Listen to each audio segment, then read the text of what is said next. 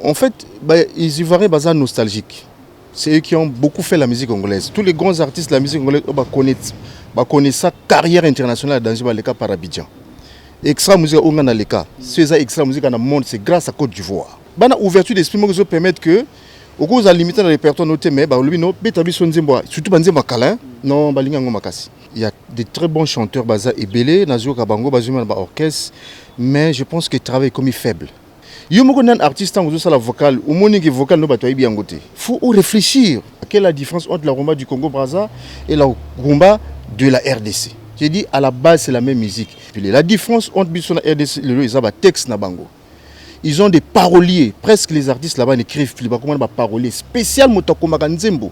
Mais non, ils prêtent à Congo. Baza mbongo, milliardaire baza. À côté sa mission ou 5 millions. Ils sont peut-être à compter du doigt. C'est pas si 1 ou 2, je ne sais pas. Que bon, vient à Nzembo, il faut 5 millions. Oh, 5 millions. Tu vois un peu. Bon, ce qu'on a que son Nzembo. Moutona voyez, mais la repère a combien? Donc, qui ne dépasse pas moi niveau, on a comment moi business déjà.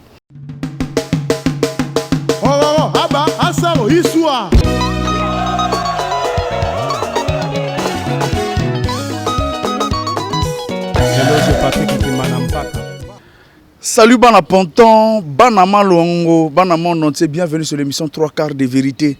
Une émission de chronique musicale présentée par Vinod, le train nécessaire pour ça, ma vie des choses. Mbalikito Wazanga Boten Zambewa Bongawa, ça 3 fois moins à Congo. Alors, Bana Ponton, Bana Mononté dans cette émission 3 quarts de vérité, un grand artiste en Abisso, parmi les piliers, les icônes de la musique congolaise. Azap en Abisso dans cette émission 3 quarts de vérité. Malobananga mon bébé, yeutina bongote, kasi na motema, etina kinga na linga yo, na lula kaya ngaipe, lokola basusu, balinga kana bolingwa nzela.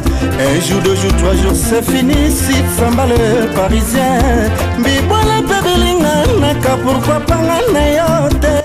En tout cas, merci à trop. Quand on a l'équipe na 3 quarts de vérité, on a senti le pena. Ah, il y a une vimbolité argentine les autres côtés. Ah, Vinod, na moni na pointe Mokondia Masolo. Baby, Ipo Malanda na pointe, na Sepeli na retrouvé une équipe Bana Ponton Botatro et merci donc voilà. Beaucoup de temps au Sénégal, 4 ans de cela, même 4 ans que tout le monde. En tout cas plus de 4 ans. Plus de 4 ans que Nazana à Côte d'Ivoire et en fait dans l'ouest quoi. Donc Yangwana. Parce qu'on a en Afrique de l'Ouest, on a orchestre, Bassangoya, on a Génération Universelle.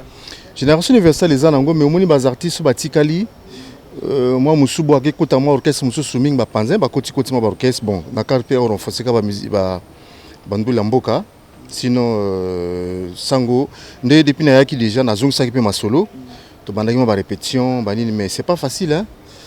C'est pas facile, matériel, tout ça, en tout cas, en gros, Génération Universelle existe. Ezali. Donc la renaissance de l'orchestre, c'est ça? Ezali parce que les Ali kutuna na mema bango ba elwana. Pour les lorsqu'il faut que la terre côté terrain ils ont payé sa makambo. On peut pas se voiler la face, c'est la terre du showbiz la Côte d'Ivoire. Donc so moni biso to tingami mo kuna pose côté André ma mwamba ekutana hein mwamba na tanga quoi. Donc yango monique elmo esprit Ezali net fona mema bango elwana comme ça tout développer ce comme solo bien parce que kuna mototo ya kana ndenge na ye. Et ça fait qu'il faut louer les musiciens. Quand tu as des soirées, tu as des événements, il faut louer les musiciens. Pour les acteurs, non, prioritaire à cause de ça. Moteur au téléphone, à Golbanon, peut s'engager temps. Vous solli caché naï au PC à Betelio. Il y a que non, il y a mystique rien. Moi na vitesse. Donc ils appellent na mboka mototo azuluka. Donc il faut moi équipe néomoko. Ils attendent pour na mabango pour na manoko sabango mais na expliquer que non étant la boy par prestation, chacun aura temps et puis bon voilà quoi. Parce que maintenant allure n'enge ba musicien tout comme le lot ba Côte d'Ivoire mboka ya tam sosi ya retraite musicale comme ka ba kuna ba mise ba ma francine ba interprétation ba ma francine le belanga mingi kuna. Bon, en fait, les Ivoiriens sont nostalgiques. C'est eux qui ont beaucoup fait la musique congolaise. Tous les grands artistes de la musique congolaise connaissent sa carrière internationale dans le cas par Abidjan. Extra musique on a le cas. C'est ça extra musique dans le monde, c'est grâce à Côte d'Ivoire. Il y a un monde qui biso kuna ah Rosen Yaourt extra musique tout ça ba yaourt to bimisa na pe kiki touré aza muta réseau et vendre ça bien makambo. Tu vois non? Donc Abidjan en tant que vocation ils en ya terre de ya ko fongola makambo wana. Et ça là que Hermo Bosozo est na soirée parce que là-bas eux, ils voient pas que non yoza rosen yaour au coin manzembo ya misengete. Ozimba no banzemba rosen ba tout ça ba yaour toza la vie est belle lorsqu'on se ça après show nous un peu cosmos là. Ma kamami malé bangi makile nanina faut mettre la bangongo. Et puis ils ont ça la parce que ça va classique ya rumba congolaise. Tu vois un peu non? Deux ans bana ouverture d'esprit moi qui permettre que au cours à limiter le répertoire noté mais ba lobi no betabi son nzembo surtout banzembo kala non balinga ngo makasi.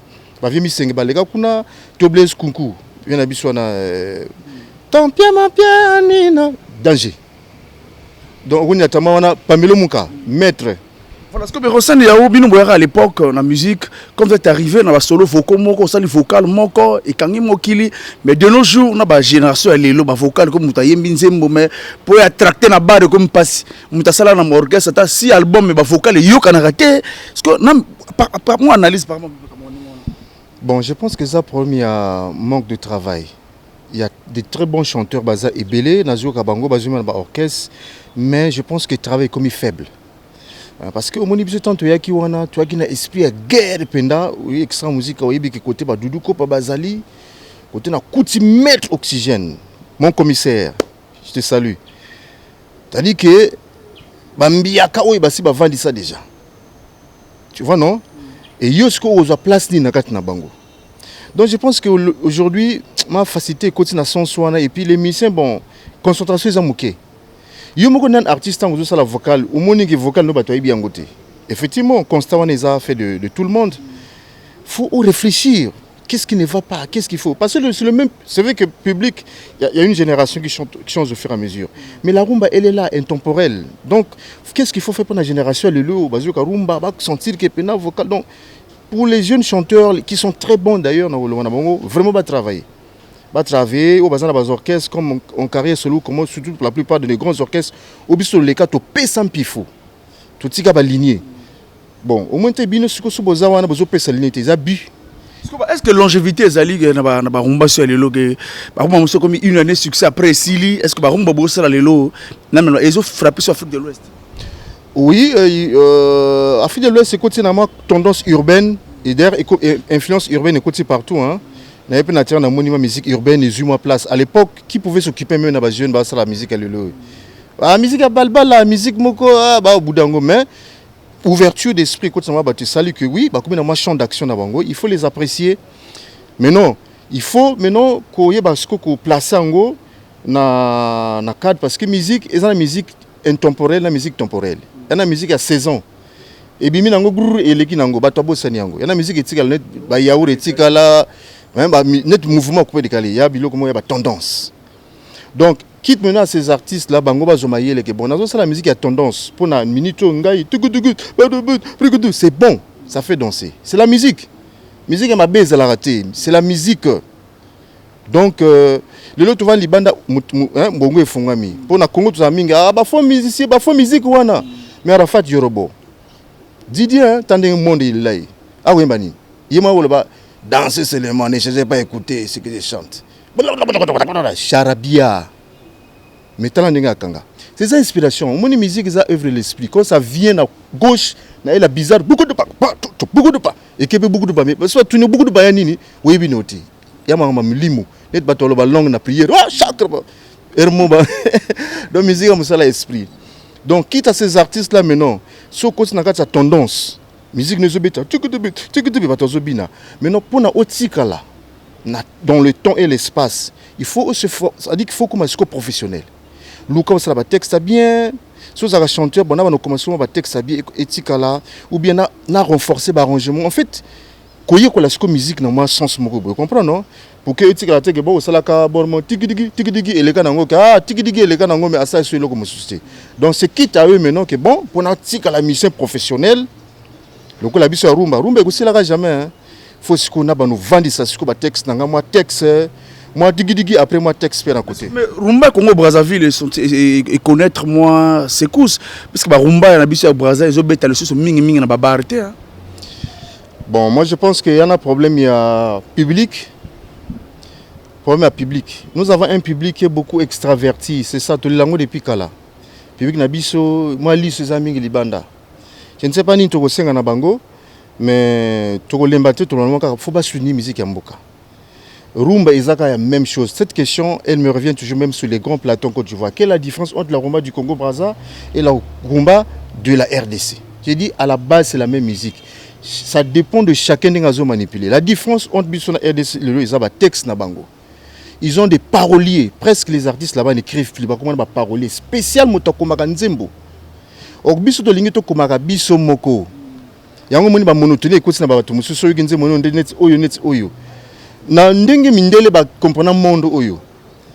Un artiste il a une belle voix, il peut pas tout faire. Bah du voix naie bati parolier à côté, bati arrangeur à côté, s'accompagner, ils ont accompagné carrière. Bah Céline Dion ba sa ba nzembe bela yete, Jean Goldman ba tout ça.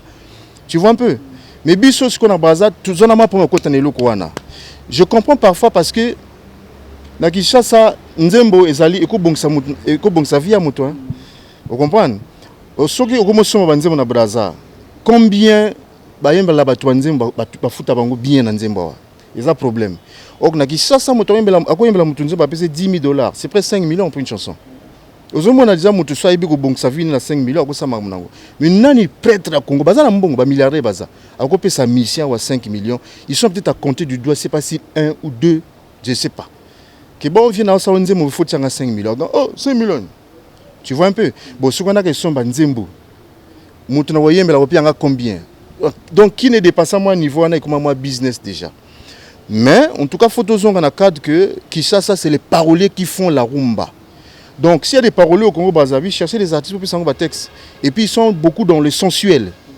Ceux qui sont au côté jeunesse, ça rumba mais pas dans la sensualité. Des métaphores, des bêtises voilées, tout ça là. Bon, ici là les gens, tu vois un peu non? Est-ce qu'il faut emboîter les pas? Bon, et ça moi comme tout ça un peu par réflexion ensemble baninga kuna bakuna moi ba colloque moko boye moi bilo que ça n'a pas réfléchir bon couper décaler c'était trop du bruit maintenant il faut maintenant ajouter quelques paroles il faut à l'époque c'était la musique du bruit maintenant il faut mettre des paroles pour que ça ressemble à la rumba parce que la rumba ne finit pas mais couper décaler c'était juste la grosse caisse et tout ça beaucoup de vacarme non il faut mener des messages il faut baninga ba réfléchir ça pour na kuvanda sa musique na bango biso tout il faut tout réfléchir moi trop. Mais na bato osali libana ya mboka Hossein Yao bato osali libana mboka ndenge otika ki mboka otika pe ba musicien bon ba 12 mois de répétition projet zate président yo mo za kuna ba musicien ba répétition chacun mutaki na ndenge na ye ndenge otiki pe na omoni ozongi omoni musique ya mboka terrestre Hossein tu as encore ta place. Bon tout ça combien de mille d'habitants? Bah 5 hein bon. Bah 5 millions, mais tout le monde a payé 4, tout le monde a payé 3 millions 5 son esprit. Moi 1 million 5 son là. Moi, la communauté qui est dans le cadre de la famille, dans le cadre. Est-ce que vous êtes sûr que vous avez un mboka oyo? Bah yaourt musuba botama. Yaourt des agamoko. Yaourt des agamoko et change te. Parce que malgré la vie tout ça même depuis Kuna, toi na réseaux sociaux hein, village planétaire donc partout au bout du monde tu causes. Mais yaourt tout ça bon natera tout ça.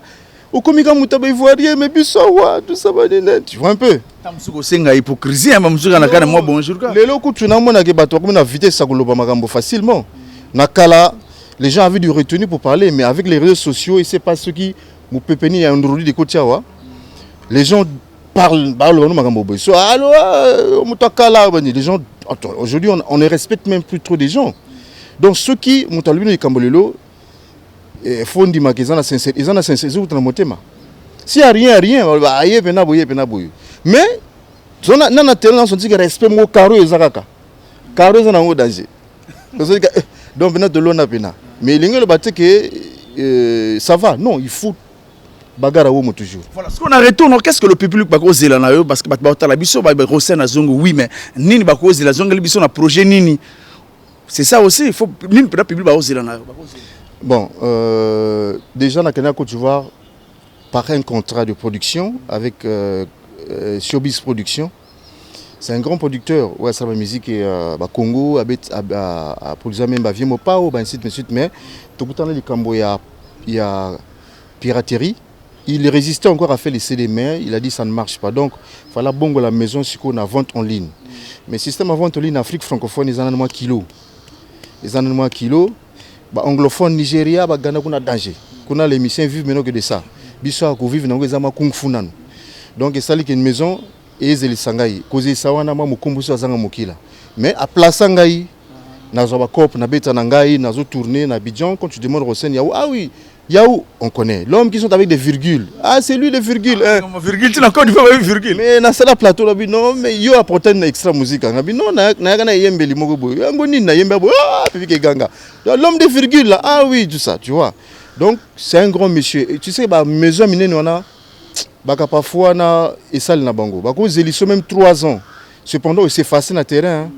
Mais bango le banoka zela mais côté batio au kufa non zala teo zo moi chaba tout ça là donc ton on a Covid payé les sous banga mobile donc pour l'instant je suis un artiste qui essaie de toucher un peu à tout et puis c'est un contrat qui est ouvert na zapena Congo na biso à Brazzaville azana volonté makasi aligner musique samba de franco production ta travailler avec pena Toussaint l'ouverture azana binoa donc on a un projet avec le Petobana déjà kala donc on a pesa projet on doit avoir izana Claude Bassolé na City of God il y a une grande maison pour à partir kuna so makuluka hein au makamuna donc City of God pesa et puis bon je suis à Ponoa pour la famille et puis na tournage il y a 2 clips moko vite fait et zo salema à côté na date ndeto kocha déjà tona ba mars en tout cas ti ba vacances sawa toza ko sepela Rosen Yaou batolo ba Côte d'Ivoire c'est bien ma mboza même mboko na matolo za la raté ba mission ba okende Côte d'Ivoire au moins ce qu'il faut ba contrer za dia kuna so za matolo za raté président tel za la raté ce qu'on ba mission ke mbamo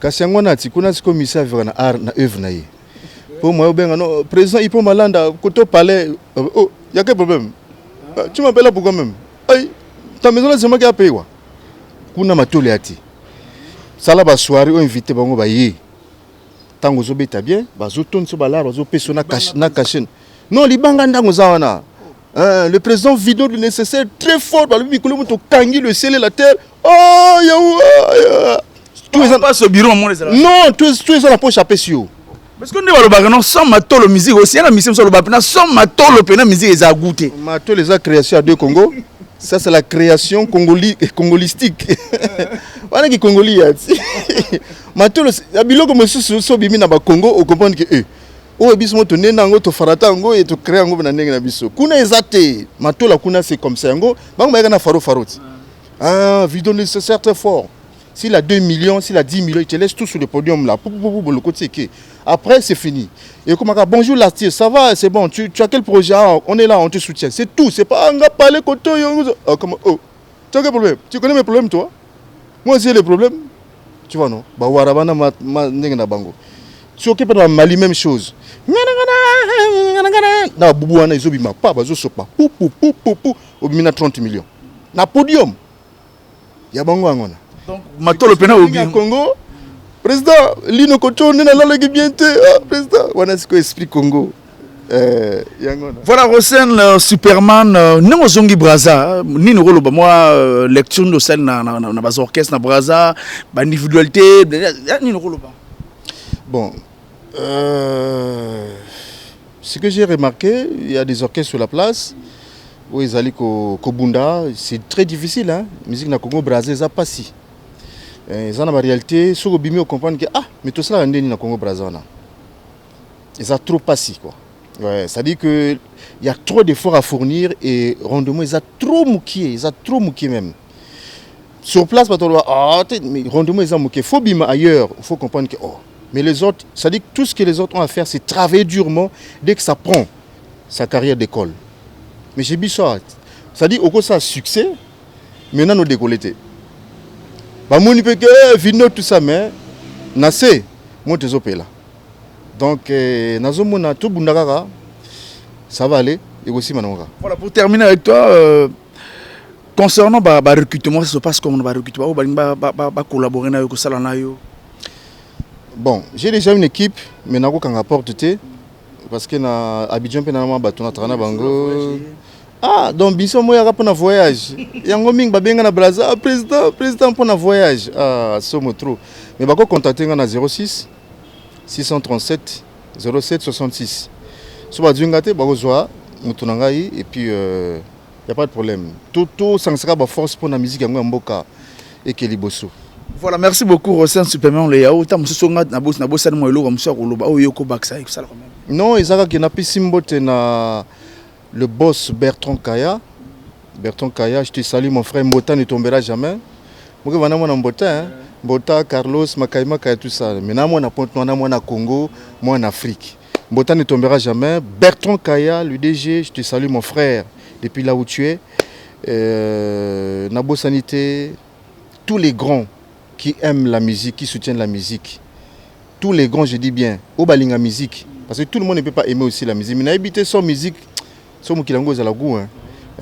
Mais tout au balinga musique, au souci d'avoir une musique à Mboka et Kiliboso. Vraiment, nous avons pas de soutenir les artistes parce que si on veut soutenir Mboka, nous soutenir la mission à Bango. Non. En fait, tout comme on a sonné, c'est que nous prenons un déni. On peut être dans un pays où on n'arrive pas à soutenir nos artistes. Voilà. Il faut soutenir, il faut qu'il y ait un peu de musique, mais vraiment la charité bien ordonnée commence par soi-même. Il y a un détail que je vais expliquer. Mon école, tu vois, et ça la musique congolaise, plaque tournante. Mais il y a un blocage. Pour comprendre qu'il y a trop de place dans la musique, il faut pas pousser à payer à Bangomoko. Il y a un blocage. Si au moins il y a 4 ans, 10 ans, il y a des gens pour producteur artiste ivoirien penakati mais bango ya bango bimaki mais nga il y a que moi c'est à Kangi maison c'est vrai mais après parce que ba mission papa c'est nous d'abord ba comment ba syndicat côté bunda hermo pas ya trop dika pa beta kuna ba concert mo boye pesa ba 1 million mbulu kusa ko sangaté ba facha danger boni boye biso toza ça compte 200 000 bateaux ça bon les coups faut pas téléméner il abîme ça tout haut ce que les autres disent tout bas et ça bongo na sei donc et comment toi on a molo on vous aime hein congolais mais c'est chez nous d'abord c'est chez nous d'abord et puis on a bonne ambiance wana bazo ki pa bino na bango donc et comment moi mais na kala c'est biso que na ba extra musique wana Abidjan dès que audio producteur audio manager audio makamoto pam boum. Mais depuis, on comprend que topé c'est trop. Topé ça peut abisso moko parce que tant topé ça trop, bazo kenango, biso to tika la vide. Et tika na biso na Congo wande eloko wana. Toko ben sabiso Michael Jackson, toko ben sabiso c'est bon. Ouverture d'esprit, culture faut fongama na monde, même bobo ça na banda na binoté. Pour pas que chola bino que vous n'avez rien là-bas chez vous. Tant qu'on va débat bino le amé ya Congolais ya quoi, bona miseni, bona eloko te bona.